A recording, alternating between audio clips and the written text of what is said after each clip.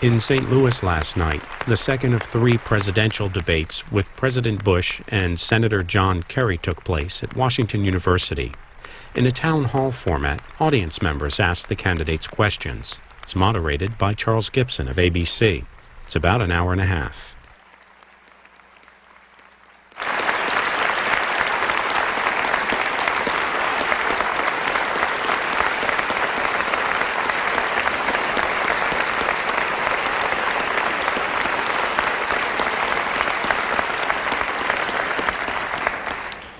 Gentlemen, to the business at hand. The first question is for Senator Kerry, and it will come from Cheryl Otis, who is right behind me. Senator Kerry, after talking to several co-workers and family and friends, I asked the ones who said they were not voting for you why. They said that you were too wishy-washy. Do you have a reply for them? Yes, I certainly do. But let me just first, Cheryl, if you will, I want to thank Charlie for moderating. I want to thank Washington University for hosting us here this evening. Mr. President, it's good to be with you again this evening, sir. Cheryl, the President didn't find weapons of mass destruction in Iraq, so he's really turned his campaign into a weapon of mass deception. And the result is that you've been bombarded with advertisements suggesting that I've changed a position on this or that or the other. Now, the three things they try to say I've changed position on are the Patriot Act. I haven't. I support it. I just don't like the way John Ashcroft has applied it, and we're going to change a few things. The chairman of the Republican Party thinks we ought to change a few things. No Child Left Behind Act. I voted for it. I support it. I support the goals. But the president has underfunded it by $28 billion. Right here in St. Louis, you've laid off 350 teachers. You're 150 I think it's a little more, about $100 million shy of what you ought to be under the No Child Left Behind Act to help your education system here. So I complain about that. I've argued that we should fully fund it. The President says, I've changed my mind. I haven't changed my mind. I'm going to fully fund it. So these are the differences. Now, the President has presided over the economy where we've lost 1.6 million jobs. First president in 72 years to lose jobs. I have a plan to put people back to work. That's not wishy-washy. I'm going to close the loopholes that actually encourage companies to go overseas. The president wants to keep them open. I think I'm right. I think he's wrong. I'm going to give you a tax cut. The president gave the top 1% of income earners in America got $89 billion last year. More than the 80% of people who earn $100,000 or less all put together. I think that's wrong. That's not wishy-washy, and that's what I'm fighting for, you. Mr. President, minute and a half. Charlie, thank you, and thank our panelists. Senator, thank you. And thanks Washington and you as well. I can see why people at your workplace think he changes positions a lot, because he does. He said he voted for the $87 billion and voted against it right before he voted for it. That sends a confusing signal to people. He said he thought Saddam Hussein was a grave threat, and now said it was a mistake to remove Saddam Hussein from power. Now, I can see why people think that he changes position quite often, because he does. You know, for a while, he was a strong supporter of getting rid of Saddam Hussein. He saw the wisdom until the Democrat primary came along. And Howard Dean, the anti-war candidate, began to gain on him.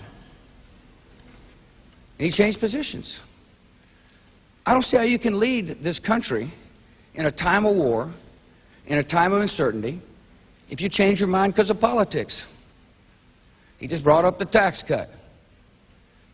You remember we increased that child credit by $1,000, reduced the marriage penalty, created a 10% tax bracket for the lower income Americans.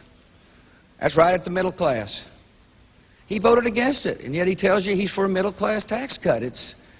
You've got to be consistent when you're the president. There's a lot of pressures, and you've got to be firm and consistent. Thanks, sir. Mr. President, I would follow up, but we have a series of questions on Iraq, and so I will turn to the next questioner. The question for President Bush, and the questioner is Robin Dahl.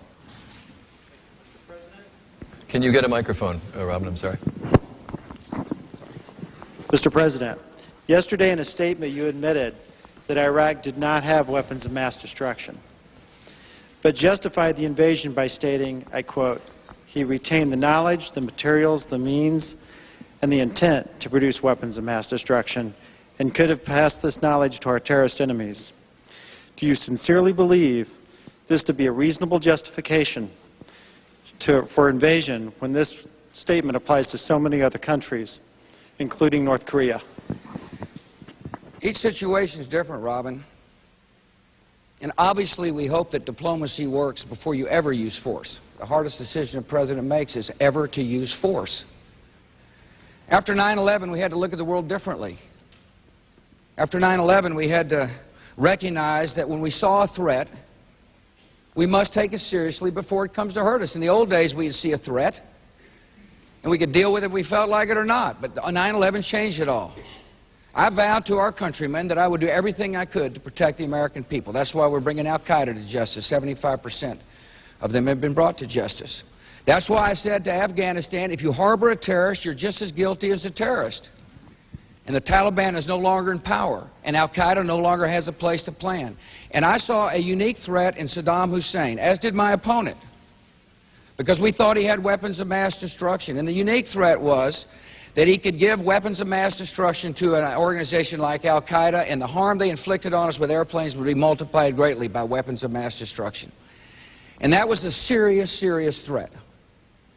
So I tried diplomacy, went to the United Nations, but as we learned in the same report I quoted, Saddam Hussein was gaming the oil for food program to get rid of sanctions.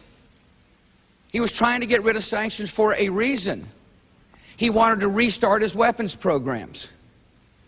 We all thought there was weapons there, Robin. My opponent thought there was weapons there. That's why he called him a grave threat. I wasn't happy when we found out there wasn't weapons, and we've got an intelligence group together to figure out why. But Saddam Hussein was a unique threat, and the world is better off without him in power. And my opponent's plans lead me to conclude that Saddam Hussein would still be in power, and the world would be more dangerous. Thank you, sir. Senator Kerry, a minute and a half. Robin, I'm going to answer your question. I'm also going to respond to what you asked, Cheryl, at the same time. The world is more dangerous today. The world is more dangerous today because the president didn't make the right judgments. Now, the president wishes that I had changed my mind. He wants you to believe that, because he can't come here and tell you that he's created new jobs for America. He's lost jobs. He can't come here and tell you that he's created health care for Americans, because we got 5 million Americans have lost their health care, 96,000 of them right here in Missouri. He can't come here and tell you that he's left No Child Behind, because he didn't fund No Child Left Behind. So what does he do? He's trying to attack me. He wants you to believe that I can't be president. And he's trying to make you believe it because he wants you to think I changed my mind. Well, let me tell you straight up, I've never changed my mind about Iraq. I do believe Saddam Hussein was a threat. I always believed he was a threat. Believed it in 1998 when Clinton was president. I wanted to give Clinton the power to use force if necessary. But I would have used that force wisely. I would have used that authority wisely, not rushed to war without a plan to win the peace. I would have brought our allies to our side. I would have fought to make certain our troops had everybody possible to help them win the mission. This president rushed to war, pushed our allies aside, and Iran now is more dangerous, and so is North Korea with nuclear weapons. He took his eye off the ball, off of Osama bin Laden. Mr. President, I do want to follow up on this one, because there were several questions from the audience along this line. Go ahead. Go ahead. Well, I was going to have you do the rebuttal on it, but you go ahead. You're up. You remember the last debate? My opponent said that America must pass a global test before we use force to protect ourselves. That's the kind of mindset that says sanctions were working. That's the kind of mindset that said, let's keep it at the United Nations and hope things go well. Saddam Hussein was a threat because he could have given weapons of mass destruction to terrorist enemies. Sanctions were not working. The United Nations was not effective at removing Saddam Hussein. Senator?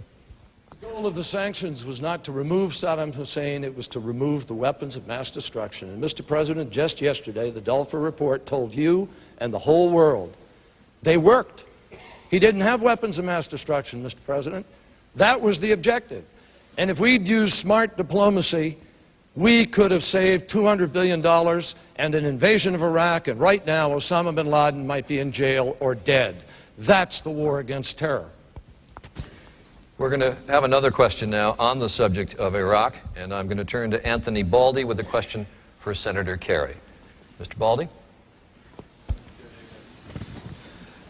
Senator Kerry, the U.S. is preparing a new Iraq government and will proceed to withdraw U.S. troops. Would you proceed with the same plans as President Bush?